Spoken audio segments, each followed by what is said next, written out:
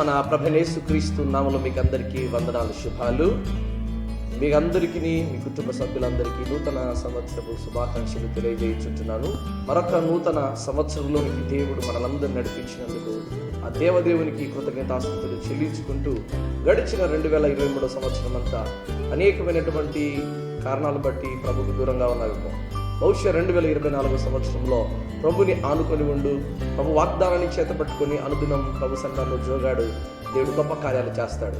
మరి ఈ దినానికి ఏర్పాటు చేయబడిన వాగ్దానము పరిశుద్ధ బైబిల్ గ్రంథంలో నుంచి సామెతల గ్రంథము 10వ అధ్యాయము 24వ వచనం.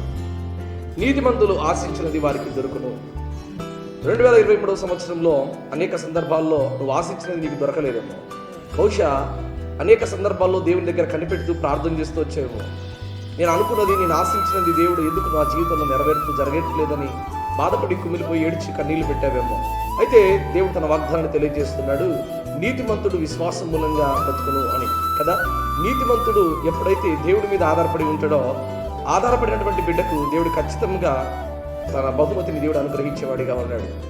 దేనినైతే నువ్వు ఆశిస్తున్నావో అందును బట్టి ప్రభు వాక్యం అంటుంది, మీరు అడగక మునిపే సమస్తమైన అక్కరలను ప్రభు ఎరిగినవాడు కనుక దేవుడు తప్పకుండా మీ అక్కర్లు తీర్చేవాడిగా ఉన్నాడు. అబ్రహాము గారి జీవితాన్ని కనుక మనం ఆలోచన చేయగలిగితే, అబ్రహాము గారిని దేవుడు మిక్కిలి గొప్పగా ఆశీర్వదించాడు. అయితే ఆయన జీవితంలో ఒకే ఒక్క లోటు ఉన్నది, అదేమిటంటే సంతానం.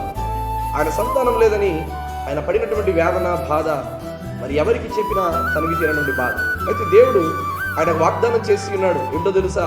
ఇదిగో ఆకాశ నక్షత్రముల కంటే విస్తారముగా నేను ఆశీర్వదిస్తానని, ఇదిగో ఇసుకరేణుల కంటే విస్తారముగా నేను ఆశీర్వదిస్తానని అబ్రహాము గారితో దేవుడు ప్రమాణం చేసి ఉన్నాడు. అయితే మనుషులు వాగ్దానం చేస్తే నమ్ముతావు, కానీ దేవాది దేవుడు మాట ఇచ్చాడంటే ఆకాశము గతించినను భూమి గతించినను దేవుని మాట నిరర్ధకము కానేరదని విశ్వాసం చనిపోదాం బిడ్డ. అయితే అబ్రహాము గారి నీతిమంతుడు కనుక దేవుడు చెప్పిన మాటను ఏమాత్రం ఆయన పక్కన పెట్టలేదు. అబ్రహాము దేవుడు నమ్మెను, అది అతను నీతిగా ఎంచబడింది.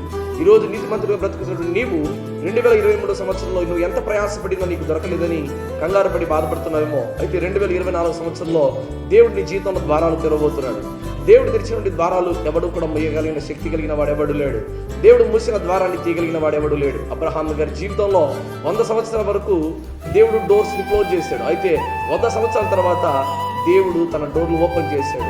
అదేవిధంగా అబ్రహాము గారి జీవితంలో ఆయన ఆశించాడు, ఎంతగానో ప్రార్థన చేశాడు, భక్తి కలిగిన వాడిగా ఉన్నాడు. అందును బట్టి ఈరోజు అబ్రహాము విశ్వాసం తండ్రిగా పిలువబడ్డాడు. కనుక 24వ సంవత్సరంలో ఒక నూతన ప్రణాళిక కలిగిన వాడిగా, 24వ సంవత్సరంలో ఒక నూతన ఆలోచన విధానం కలిగిన వాడిగా నీ ఉండి నీతిమంతుడిగా నువ్వు బ్రతకగలిగితే నువ్వు ఆశించినది ఏదైనా సరే దేవుడిని అనుగ్రహించాలని సిద్ధంగా ఉన్నాడు. అందుకే చూడండి, ఆకాశ పక్షులు చూడండి, విత్తవు కొయ్యవు, మీరు వాటికంటే బహుశ్రేష్ఠులు కారా అన్నారు. కనుక ఈరోజు దేవుడు తన బిడ్డలకు ఎంత మాత్రం తక్కువ చేయవాడిగా లేనేడు ప్రిదోని బిడ్డలారా. దేవుని ఎందుకు విశ్వాసం ఉంచండి.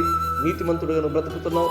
ఈ నీతిని దేవుడు ఎరిగినవాడు కనుక నువ్వు ఆశించినది ఏదైతే ఉందో, అది గర్భఫలమా, భూఫలమా, వివాహమా, అదే రీతిగా కుటుంబ సమస్యల, ఆర్థికమైన పరిస్థితుల, అప్పుల ఊబిలో కూరుకుపోయినవా, మరి ఏ సమస్య అయినా సరే దేవుడు విడిపించగలిగిన వాడు, సమర్థం కలిగిన వాడు. కనుక ఈ దిన వాగ్దానం నీ జీవితంలో నెరవేర్పు దేవుడు అనుగ్రహించి తద్వారా గొప్ప కార్య జీవితం నెరవేరుగాక. ఆమేన్.